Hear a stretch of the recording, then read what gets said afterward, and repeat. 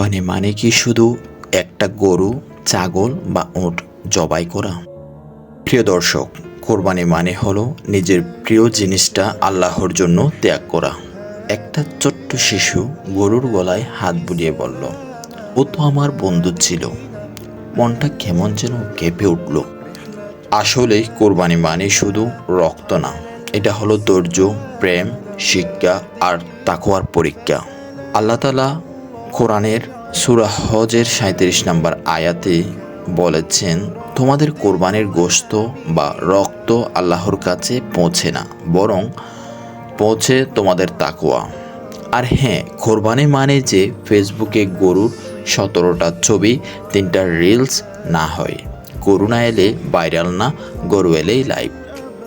ছবি তুলো, মজা করো, খুশি হও, এতে দোষ নেই। কিন্তু কোরবানির আসল শিক্ষা ভুলে যেও না। তা না হলে গোশত যাবে পেটে, সওয়াব আসবে না অন্তরে।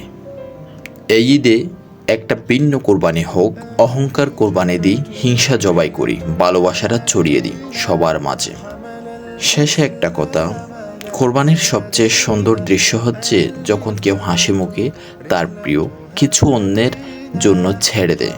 এই হোক আমাদের আসল ঈদ। ঈদ মুবারক। হক তাকওয়া, হক ত্যাগ, হক ভালোবাসার কোরবানি।